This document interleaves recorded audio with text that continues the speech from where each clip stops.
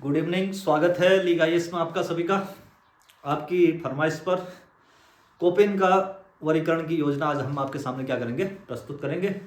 आप लोग थोड़ा सा उदासीनता दिखा रहे हैं, लाइक कमेंट और सब्सक्रिप्शन में जो है बैरियर जैसा लग गया है, उसको बढ़ाते रहिए, तभी तो तरह तरह की वीडियो मिलते रहेंगी नई नई। आपकी डिमांड पर आज कोपेन की जो है जलवायु वर्गीकरण योजना को पढ़ते हैं। ये प्रीलिम्स के हिसाब से ज़्यादा मैंड कर रहा है अभी, क्योंकि प्रीलिम्स में जो है इससे प्रश्न एक जो है उत्तराखंड में बहुत ज़्यादा दिख ही रहा है। चाहे कोई सा एग्जाम दे लीजिए तो एक ना एक प्रश्न यहाँ पूछ ही रहा है, और मेंस में जब अप्रोच होगा तो मेंस में हम उसको जो है डिटेल में डिस्कस करेंगे आज। लेकिन प्रीलिम्स के हिसाब से देख लेते हैं कि भाई कोपेन से आपका क्या इंपोर्टेंट बनेगा। लेकिन बनाने की योजना भी मेंस का ही पार्ट है लगभग, तो बनाने की योजना से लेके चलेंगे हम। उन संकेताक्षरों का प्रयोग करते हैं जिससे कोपेन को समझने में आपको क्या होगी, आसानी होगी। कुछ फैक्ट देख लीजिए। पहले ये लिख दिया इसलिए पहले मैंने कहा समय की आपके लिए भी क्या हो जाए, शॉर्टेज हो जाए, ताकि आप कम समय में देख लें। देखो पहला जो है जो कोपेन की जलवायु वर्गीकरण योजना, इनने दो बार योजना दी थी। एक दी थी 1918 में और एक 1936 में। अब इनके जो है जो जलवायु वर्गीकरण की योजना दी थी, इनने 4 प्रमुख आधारों को लिया था। क्या लिया था? 4 आधार हैं। कौन कौन से? वर्षा, तापमान, वनस्पति एवं ऊंचाई। देखो ऊंचाई को इनने जो है अपना 1936 की योजना में क्या किया, इसको जोड़ा है। ध्यान समझेगा। पहले की योजना में 3 आधार थे। कौन सा? वर्षा, तापमान और वनस्पतियां। अगले जब 36 में अपना संशोधित वाला जो मॉडल दिया था, उस संशोधित मॉडल में क्या करा, ऊंचाई को भी जोड़ा, यानी जलवायु को प्रभावित करने वाले कारक। अब इन आधारों में से हमने क्या कहा, वर्षा एवं तापमान की मात्रा का प्रयोग कर रखा। ध्यान रखेगा, ये 4 आधार है, 4 में से वर्षा एवं तापमान क्या है, मात्रा का यूज, और जो वनस्पतियां और ऊंचाई है इनका संदर्भ के रूप में प्रयोग कर रखा है कि इनकी मात्रा से इनका जो है निर्धारण होता है। ये कहना चाह रहे हैं। अब उसके बाद इनने क्या किया था कि जो इनकी योजना थी उसका जो मुख्य आधार था, इनसे पहले एक कैंडोल साहब थे, इनने भी जलवायुकरण की क्या किया था, वर्गीकरण किया था। इनने पहले किया था, फिर इनने आधार। तो इनने क्या रिलेशन बताया था, वनस्पतियों एवं तापमान के अंतर संबंधों को क्या बताया था, आधार। यानी अपनी योजना में कैंडल साहब ने क्या किया, वनस्पति और तापमान का अंतर संबंध का स्टडी किया था। इन्हीं को आधार किसने बना लिया, कोपेन साहब ने। कोपेन ने क्या किया, अनुभविक विधि का प्रयोग कर रखा, वैज्ञानिक नहीं, साइंटिफिक नहीं है। इसलिए ये विश्वविद्यालय में जो है ज्यादा पढ़ाया भी जाता है, क्योंकि इसको समझना क्या है, आसान है। जैसे अभी हम आगे बढ़ रहे हैं वीडियो में, जैसे आप संकेताक्षरों का प्रयोग समझ जाएंगे तो कोपेन योजना बहुत ही आसान है। लेकिन इससे आगे जो थानवार्ड है वो जो है थोड़ा सा टफ है, और टी वार्ड था भी सस्ते हैं। सस्ते का मतलब सरल, समझिए, ठीक है। लेकिन थानवार्ड जो है वो वैज्ञानिक है, उसको समझना बड़ा टफ है। ये समझना आसान है। इनने क्या किया है, अनुभविक विधि का प्रयोग करते हुए जलवायु वर्गीकरण की क्या की है, योजना प्रस्तुत की है। जिसमें ये देखो इस बार प्रश्न पूछा गया, जिस पर वनस्पतियों को जलवायु का, लाइन अंडरलाइन कर लीजिएगा, क्या कर रहे हैं, वनस्पतियों को जलवायु का वास्तविक सूचक किस योजना में कहा गया, किसने कहा, तो वो किसने कहा था, आपका कोपेन साहब ने ही कहा था। अब उसके बाद अब देखो इनने क्या किया कि भाई अपनी योजना में कुछ संकेताक्षरों का प्रयोग कर रखा है। ये संकेताक्षर आप भी यूज कर सकते हैं, लेकिन आप अपने हिसाब से नहीं बनाएंगे, जो वो कोपेन साहब ने बना रखे हैं उन्हीं को यूज करेंगे। तो देखो संकेताक्षरों के प्रयोग से इन्हें क्या किया, एक पदानुक्रम, पदानुक्रम का मतलब है सीक्वेंस वाला क्या बना दिया, एक मॉडल बना दिया। वही कहलाता है आपका जलवायु, कोपेन की जलवायु वर्गीकरण योजना। तो जलवायु ने क्या किया, इसने देखो ये क्या करे, प्रथम क्रम में इन्हें बड़े संकेताक्षरों का प्रयोग किया है 6, ठीक है। फिर इन 6 से कह रहे हैं, अगले वाले में आप कितना बना सकते हो, 12 बना सकते हो। फिर इन 12 से भी आप क्या कर सकते हो, अन्य संकेताक्षरों का यूज करते हुए 12 से लेकर 32 तक का जो है जलवायु कटिबंध में आप विश्व को तोड़ सकते हैं। तो पहले वाले में क्या लिया, इन्हीं को समझेगा। देखिए यही आपसे जो है पूछे भी जा रहे हैं। देखो ए का मतलब है इनका उष्ण कटिबंधीय जलवायु, ए लिया है इनने। और बी लेयर का है शुष्क जलवायु, उष्ण कटिबंध में ही शुष्क जलवायु। फिर सी लेयर का है शीतोष्ण जलवायु, और डी लेयर का है शीत शीतोष्ण जलवायु, और ई लेयर का है ध्रुवीय जलवायु, और एस लेयर का है पर्वतीय। अब यानी मेन 6 हिस्सों में इन्होंने पहले ये तोड़ दिया, ठीक है। तो यानी क्या होंगे, ए का मतलब उष्ण कटिबंध, बी का मतलब शुष्क जलवायु, सी का मतलब शीतोष्ण जलवायु, डी का मतलब शीत शीतोष्ण जलवायु, ई का मतलब ध्रुवीय, और एस का मतलब क्या होगा, पर्वतीय। जहां पर भी यूज होगा तो आप समझ जाएगा कि एच यूज कर रहा है तो वहां पर्वत का लेना देना होगा। फिर वो क्या कर रहा है, द्वितीय क्रम के इनने 6 बड़े 4 जो है बड़े का यूज किया है, और 16 क्या कर रखे हैं, छोटे संकेताक्षरों का यूज कर रखे हैं। अब ये संकेताक्षर इसलिए मैंने पहले लिख दिए थे क्योंकि आपके लिए रटना क्या हो जाएगा, बड़ा टफ होगा। लेकिन हमको सीधे इंडिया में आना है कि इंडिया के जहां जहां पर वो पूछ रहा है तो वहां पर हम संकेताक्षरों को फिट कर दे रहे हैं, तो आपका प्रश्न वहां से निकल जाएगा। अब ध्यान समझिए, देखो डब्ल्यू किसके लिए यूज कर रहा है, गर्म मरुस्थल के लिए, और एस स्टेपी के लिए, टी टुंडा के लिए, एफ क्या कर रहा है, ये हिमाच्छादित की। उसके बाद 16 क्या है, छोटे हैं। अब देखो ये 16 छोटों से आपका बहुत ज्यादा लेना देना नहीं है। अब जो है जब आप किसी बड़े जलवायु प्रदेश को छोटे हिस्सों में तोड़ रहे हैं तो वो इनका प्रयोग करो कराया है। तो देखो 6 आएंगे बड़े, फिर 12 आएंगे, फिर 24 आएंगे, फिर 24 के बाद भी अगर आप संकेताक्षर आपको जो है छोटे छोटे दिखाई दे रहे हैं, कुछ डिफरेंसेस दिखाई दे रहा है, उनका प्रयोग करो कराया है, तो इस योजना को आप पदानुक्रम में आगे बढ़ाते जाओगे। तो ए ग्रेटर देन, जहां पर ए 22 डिग्री से ज्यादा तापमान होगा तो वहां पर ए यूज हो जाएगा, जहां 22 डिग्री से कम होगा तो वहां बी। अब देखो जहां सी, अब ये स्मॉल वाले हो रहे हैं, ये स्मॉल लेटर है, यानी यहां शीतकाल जहां ठंडी होगी सी, डी में क्या होगा, अति, यानी अति ठंडी होनी चाहिए शीतकाली। फिर अगला उसने लिखा देखो एम मानसूनी के लिए ले रखा है, एफ स्मॉल एफ वर्ष भर वर्षा जहां पर होती हो, एस शीत में जहां वर्षा होती हो, डब्ल्यू ग्रीष्म में जहां वर्षा होती हो, आई का मतलब होता है जहां वार्षिक तापांतर करा है वो क्या हो, 5 डिग्री से कम हो, एन का मतलब है जहां कोहरा लगा रहे, W1 का मतलब होता है वर्ष में एक बार वर्षा, W डबल डोस्ट का मतलब है वर्ष में 2 बार वर्षा, K ग्रेटर देन वहां जहां 18 डिग्री तक होगा K, जहां उससे कम होगा तो H, और जहां ठंडा होगा उसके लिए क्या कर रहा है, ये K संकेताक्षरों का प्रयोग कर रहा है। तो इनके प्रयोग से ही देखिए अब इसने निकाल दिए। देखो अब ध्यान समझेगा, अब इसको समझ जाओगे तो आप आगे समझ जाओगे। देखिए अब ए का मतलब है, देखो उष्ण कटिबंधीय आ गया, ए उसने किसके लिए यूज करा था, ध्यान समझेगा। अब इन संकेताक्षरों का ही मैं आपको खेल सिखा रहा हूं। ए किसके लिए, उष्ण कटिबंध होना चाहिए। उष्ण कटिबंध का मतलब क्या है भैया, 0 डिग्री से लेकर 30 डिग्री नॉर्थ और 30 डिग्री साउथ, या 30 डिग्री नाप लेते हैं तो आप 23.5 ले लीजिए। इसका मतलब हुआ आप कर्क रेखा एवं मकर रेखा के मध्य आ जाएंगे। तो कर्क रेखा और मकर रेखा के मध्य के लिए पूरे वर्ल्ड के लिए, अब इंडिया के लिए अलग कर रहे हैं, तो उसने ए का मतलब उष्ण कटिबंध लगा रखा। अब उसमें भी कह रहा है ये 3 टाइप की जलवायु होंगी। एक में कह रहा है एफ अभी पढ़ा था आपने, जहां वर्ष भर वर्षा हो। ए तो उष्ण कटिबंध हुआ ही हुआ, और जहां वर्ष भर वर्षा होगी तो कौन सा हो जाएगा, विषुवतीय जलवायु। ए और एम शब्द का यूज किया था उष्ण कटिबंध में, मानसून के लिए यूज किया है। देखो ए डब्ल्यू सवाना जलवायु पढ़ रखा है, तो उसके लिए उसने क्या कर लिया, सवाना जलवायु। अब उसी उष्ण कटिबंध में वो जो है बी की तरफ को बढ़ रहा है। देखो किसकी तरफ को बढ़ा, बी में उसने क्या कहा, शुष्क जलवायु। अब शुष्क का मतलब देखो जहां एस उपोष्ण स्टेपी, देखो स्टेपी भी आ गया, ध्यान समझ रहे, स्टेपी जलवायु जहां छोटे छोटे घास के मैदान टाइप के होते हैं, तो बी का मतलब शुष्क होना चाहिए, और होना क्या चाहिए उसके लिए, एस संकेताक्षर का प्रयोग कर रखा है, तो यानी स्टेप।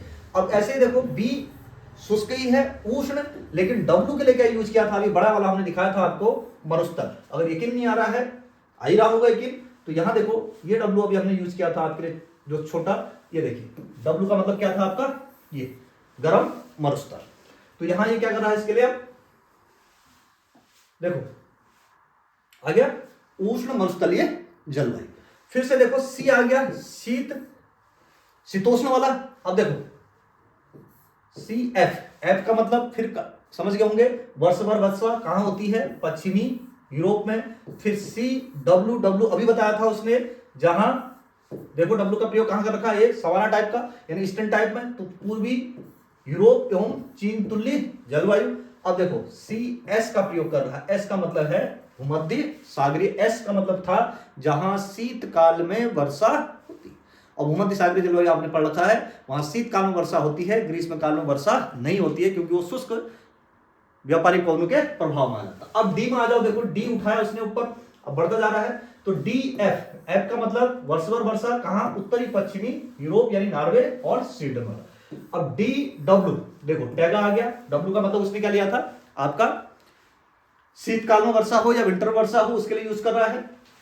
ई अभी उसने जो है जनरल क्या लिखा था, पहले इन संकेताक्षर को फिर से समझ लीजिए एक बार, मैं फिर से रिपीट कर दे रहा हूं आपके लिए, ये बहुत आसान हो जाएगा। पहले मोटे वालों को याद रखो तो ये सारी चीजें आपकी स्पष्ट हो जाएंगी। ऐसे ही बढ़ रहा हो, वैसे आप फिर हम इंडिया में बढ़ेंगे तो आपका चीज, हाँ ये है, यहां पर देखो देख रहे हैं, A B C D E, ऐसे में वो कहां आ गया है, पर्वतीय क्षेत्र की तरफ को बढ़ चुका है। फिर देखो डब्ल्यू गर्म मरुस्थलीय, एस स्टेपी, टी देखो टुंड्रा, और एफ क्या कर रहा है जहां हिमाच्छादन रहता हो। फिर छोटे का प्रयोग कर रहा है, देखो इसमें सी भी देखो, ये जो आ रहा था शीतकाल ठंडी, डी का मतलब अति ठंडी होनी चाहिए। अब वो स्मॉल वाले जो है इंडिया में घूमेंगे वाले। फिर उसके बाद देखो एम मानसूनी, एफ का मतलब वर्ष भर वर्षा, एस का मतलब देखो शीत में वर्षा आ गया, देखो अभी लिखा था ना भूमध्य सागरीय में शीत में वर्षा। डब्ल्यू का मतलब जहां ग्रीष्म में वर्षा होती है, देखो जो हमने जो है चीन तुल्य में लिखा था ग्रीष्म में वर्षा। आई का मतलब वार्षिक तापांतर कम, एन का मतलब कोहरा, डब्ल्यू ये वाले तो बहुत कम यूज होते हैं। अब देख लो फिर से, फिर आपके लिए आसान हो रहा होगा। देखिए अब आ गया ई पर्वतीय, देखो ई टी टुंडा जलवायु, ई एफ देखो वर्ष भर, अभी कहा ना एफ के लिए क्या यूज हो रहा है, जहां हिमाच्छादन पाया जाता है। अब ऐसे करके ही भारत को तो उसने वैसे मानसूनी जलवायु के अंतर्गत रखा है, लेकिन भारत का भी जब उसने जो है कैटेगरी कर रखी है तो भारत में आ जाइए। देखिए अब पहले फिर से इसमें भी यहां देख लो, भारत के संदर्भ में ये इन संकेताक्षरों को समझेगा तो आपकी कहानी बढ़िया बन जाएगी। ये देखो ए का मतलब उष्ण कटिबंधीय, समझ रहे होंगे ट्रॉपिकल, ए का मतलब उष्ण कटिबंधीय। बी का मतलब देखो शुष्क लिखा है इसने भी यहाँ। सी का मतलब समशीतोष्ण यानी टेम्परेट। ई का मतलब ध्रुवीय आ गया। एम का मतलब मानसूनी, ये इंडिया से निकल जाएंगे देखो आप। डब्ल्यू का मतलब शुष्क शीत ऋतु, और एस का मतलब शुष्क ग्रीष्म काल समर, और एच का मतलब हॉट गर्म, और जी का मतलब क्या है गंगटिक प्लेन। अब देखो इन्हीं से आप समझ जाओगे। भारत को वैसे इसके अनुसार या तो 8 में या 9 में तोड़ा जाता है, ठीक है, ये फिक्स नहीं है, लेकिन आपसे लमसम याद रखेगा कि 9 में जो है मोटा माटी भारत के जो है जलवायु प्रदेशों को कोपेन ने 9 में तोड़ रखा। कहीं कहीं पर 8 भी दिखाता है, कहीं कहीं पर 9, तो यहां पर आपको 8 ही दिखाई देंगे। अब मैं पहले क्षेत्रीय दिखा देता हूं ताकि आप स्पष्ट समझ जाइए। देखो मेरे ख्याल से कलर ठीक रहेगा, दिख जाएगा, हाँ ठीक है। ये देखिए अब देखो यहां से यह गई आपकी 23.5, जिसको आप क्या कह रहे हैं कर्क रेखा कह रहे हैं, क्या गई ये कर्क रेखा। अब देखो कर्क रेखा के नीचे वाला क्षेत्र क्या आ रहा है आपका उष्ण कटिबंध में आ रहा है, तो देखो उसने यहां नीचे के लिए ए यूज कर रखा है, तीनों ए यूज कर रखे हैं। अब देख लीजिए ए एम डब्ल्यू यूज कर लिया, देखो जहां वर्ष भर मानसूनी जहां लगातार वर्षा हो। अब देखो ए एस यूज कर रखा है, ये देखो ये वाला तट था आपका मालाबार तट, ऐसे सीधे सीधे से पूछता है मालाबार तट, और इधर है आपका कोरोमंडल तट, क्या है कोरोमंडल तट, जहां शीतकाल में वर्षा होती हो, जहां मानसून में वर्षा होती हो। विंटर में लिखा है, डब्ल्यू का मतलब देखो विंटर में वर्षा होती हो, समझ रहे हैं। एम का मतलब मानसूनी, ए का मतलब उष्ण कटिबंधीय। फिर यहां देखो ए डब्ल्यू का अभी बताया था हमने, ग्रीष्म काल में वर्षा, शीतकाल शुष्क, डब्ल्यू तो ये वाला जो है पठारी राज्य इधर आ जा रहे हैं आपका, उड़ीसा आंध्र प्रदेश सब ये सब।